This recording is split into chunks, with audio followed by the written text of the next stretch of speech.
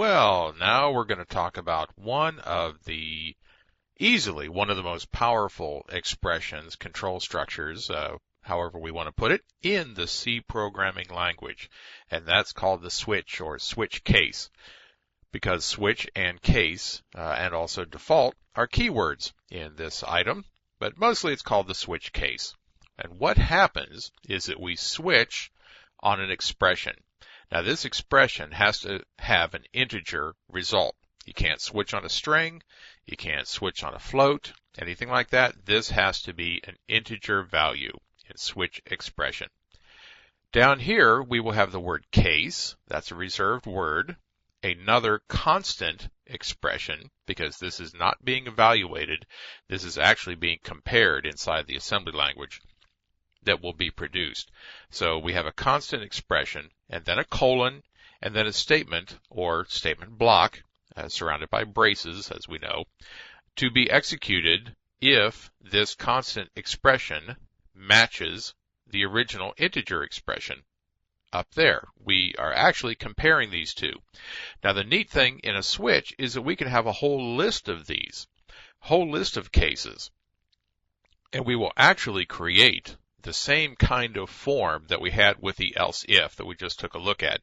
But this is a much cleaner way to do it, and it's much easier to maintain. And then there is a default colon statement at the end, which is optional. You don't have to have a default. If you don't, execution will run through these case constants and then fall out the end. But if you want to do something at the end, like our else we had before, then you need a default statement. Let's take a look at the two side by side, switch and else if. Here's our else if that we just took a look at in the last video. Remember, if not string compare, buffer, and the slash question mark that we used, if that was true, this comparison, we would print they want help. Else if, and so on, slash A and slash B, and then here's our default. If none of the above, we would print an unknown option. Well, here's how we do it in a switch. We switch on buffer sub 1. Remember, buffer sub 0 has this slash in it, and buffer sub 1, the next character over, has this question mark or an A or a B or something we don't know. So we are going to switch on just the one character and skip over the slash.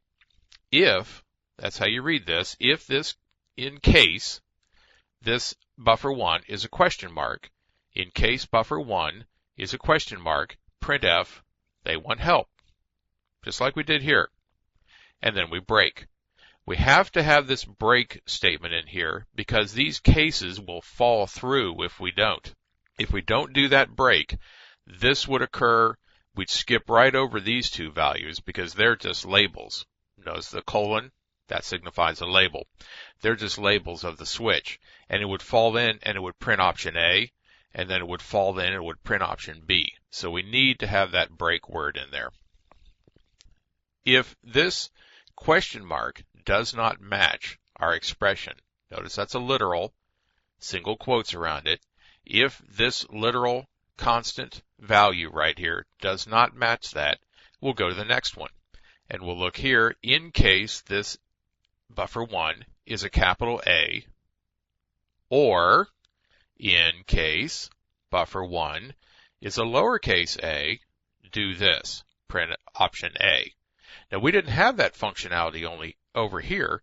We only could look at uppercase A and B because we didn't do any conversions or anything, any lower string work or anything like that to convert these. So switch gives us a little more functionality in just one more little line of code that doesn't really produce much of anything in the compiler other than an extra comparison.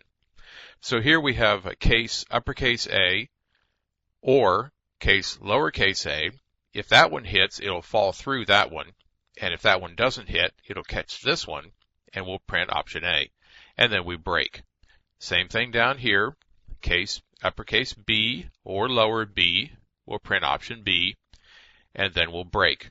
Remember, you got to have the break so that you can get out of here and not fall through.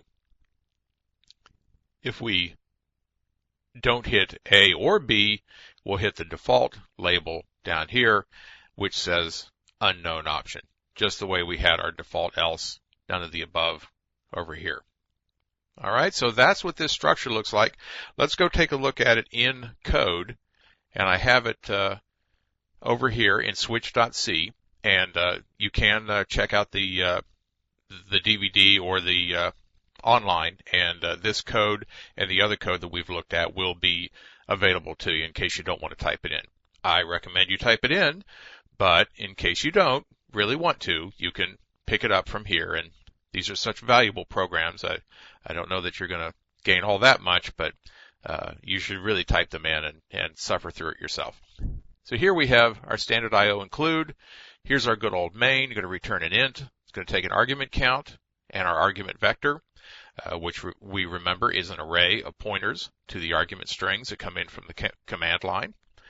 Little automatic character buffer, 10 bytes long. If the argument count is less than 2, they didn't put anything on the command line, and we tell them we need an option so we don't blow up, and we leave with a bad exit code, exit 1. If they did everything the way they were supposed to as a good user, we come down here to string end copy, and we copy up to 9 characters from the argument v, from the first argument v. Remember, argv sub 0 will be the name of the program itself, but we will copy this from our option that they give us into the buffer. And now that we have that, we will switch, just the way we looked at our code. Let me move it up for you here. We will switch on number 1 character. The first character is in element 0, buffer sub 0. And I know we haven't talked about arrays yet, but if you're somewhat of a programmer, you already understand zero-based indexing. So we have buffer sub 0 and buffer sub 1. The 0 is going to be the slash. We're going to skip over that. And here's our case that we just looked at. Case question mark, break, A's, break, B's, break, default. End of the switch. We have braces here to enclose all the code of the switch. And this is the end of main. This is our brace down here that matches up with the end of main. Everything makes sense? Remember that you could have braces in here and encapsulate a number of statements. It could be controlled by this particular case label. All right, so let's go take a look at it run. We'll go to our command prompt and we'll compile it. I called it switch.c. There's our compiler, and it created our object code, linked it together, and we have switch.exe, which will run with no parameters. Usage, we need an option. So that hit argc less than 2. Usage, we need an option. We're not at that test phase yet. So now we need to switch on our first possibility, which is lower A. That's option A. Switch on our next in the test suite. Option A also functions. B, yep. B, yep.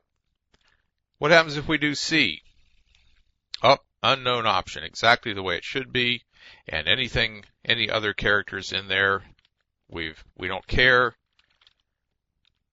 We see them as an unknown option. And notice a little bit of a side effect here. If we start our gibberish with a good character, that /B. Remember, we're only looking at the valid first character there after the slash. So this will match as option B, even though there's a bunch of junk there that we never look at and don't care about.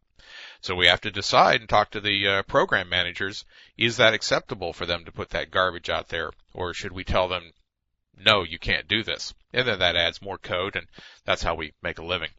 So that's the switch statement as compared to the else if that we looked at in the previous video.